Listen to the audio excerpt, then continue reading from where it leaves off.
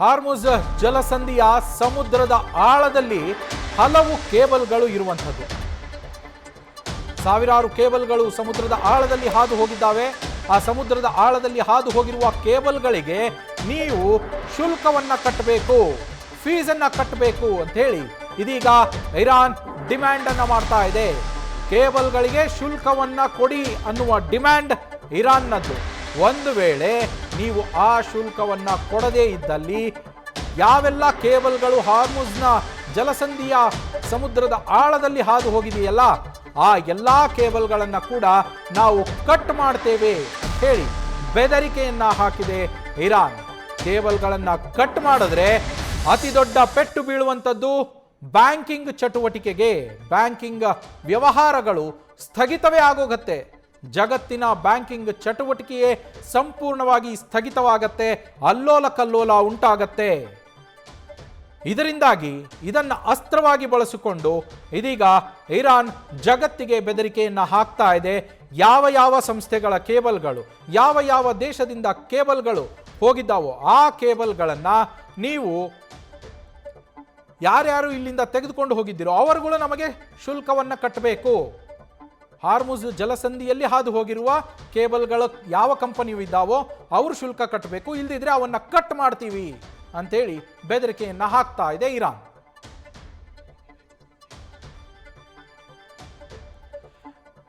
News ರೂಮ್ನಿಂದ ನಮ್ಮ special correspondent Chandramohan live ನಲ್ಲಿ join ಆಗಿದ್ದಾರೆ. ಚಂದ್ರಮೋಹನ್, ಹಾರ್ಮುಜ್ ಜಲಸಂಧಿಯ ಅಸ್ತ್ರವನ್ನ ಬಳಸಿಕೊಂಡು ತೈಲ ವ್ಯವಹಾರದಲ್ಲಿ ಈಗಾಗಲೇ ಅಲ್ಲೋಲ ಕಲ್ಲೋಲವನ್ನೇ ಸೃಷ್ಟಿಸಿರುವಂತಹದ್ದು ಇರಾನ್.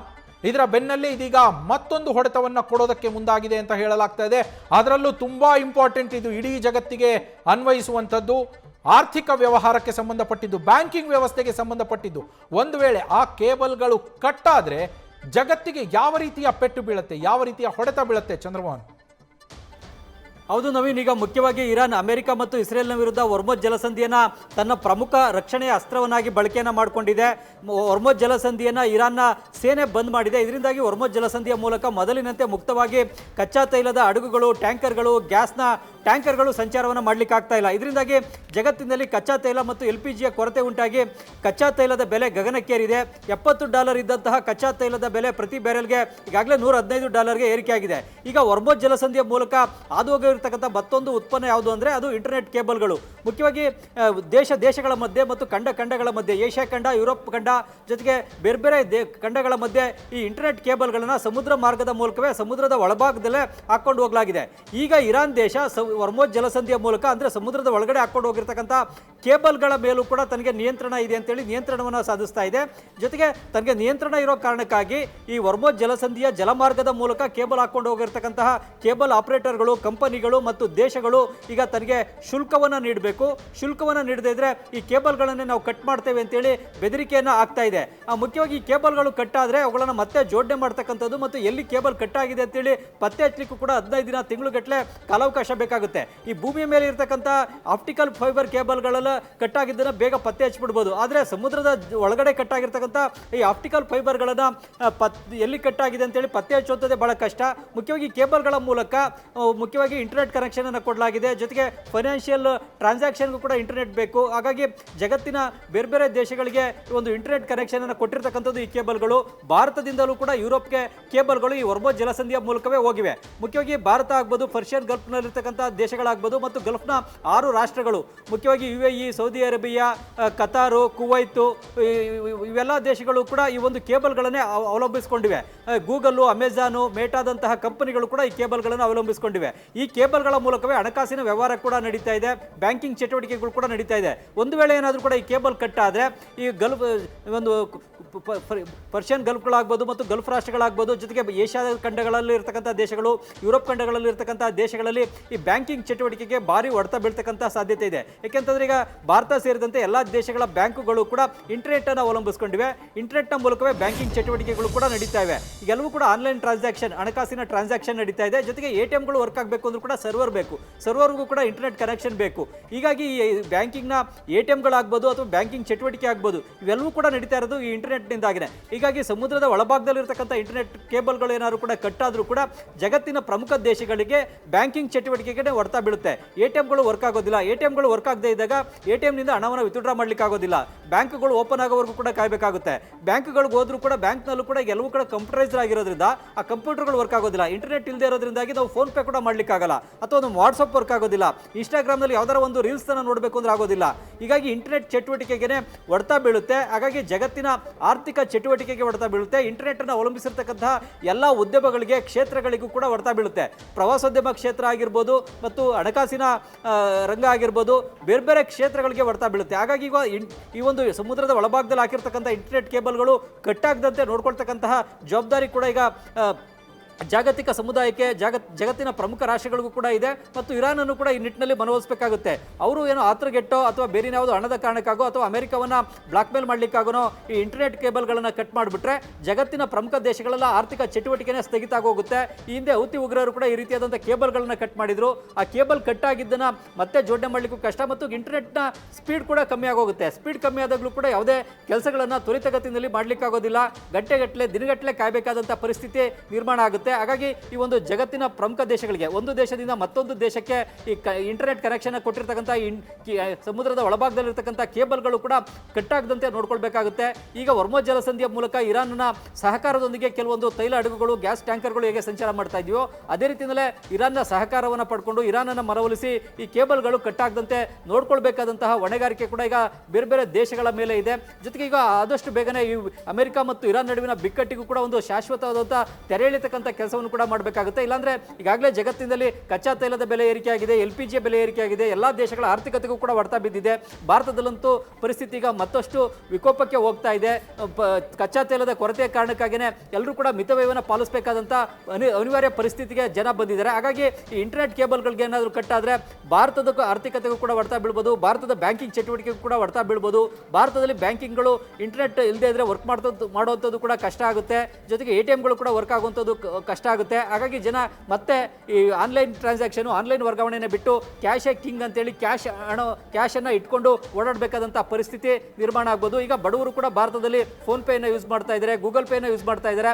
ಆದರೆ ಇಂಟರ್ನೆಟ್ ಇಲ್ಲದೆ ಇದ್ದಂಥ ಸಂದರ್ಭದಲ್ಲಿ ಫೋನ್ ಪೇ, ಗೂಗಲ್ ಪೇ ಇವ್ಯಾವು ಕೂಡ ವರ್ಕ್ ಆಗೋದಿಲ್ಲ. ಹಾಗಾಗಿ ಇಂಟರ್ನೆಟ್ ಸಂಪರ್ಕ ಸರಿಯಾಗಿರುವಂತೆ ನೋಡ್ಕೊಳ್ಬೇಕಾದಂತಹ ಹೊಣೆಗಾರಿಕೆ ಕೂಡ ಈಗ ಇದೆ. ನವೀನ್, ಚಂದ್ರಮೋಹನ್, ಅಮೆರಿಕಕ್ಕೆ ಮತ್ತೆ 5 ಕಂಡೀಷನ್ಗಳನ್ನು ಇರಾನ್ ಹಾಕಿತ್ತು ಅಂತ ಹೇಳಲಾಗ್ತಾ ಇದೆ. ಅದನ್ನು ಡೊನಾಲ್ಡ್ ಟ್ರಂಪ್ ರಿಜೆಕ್ಟ್ ಮಾಡಿದ್ದಾರೆ ಅಂತ ಹೇಳಲಾಗ್ತಾ ಇದೆ.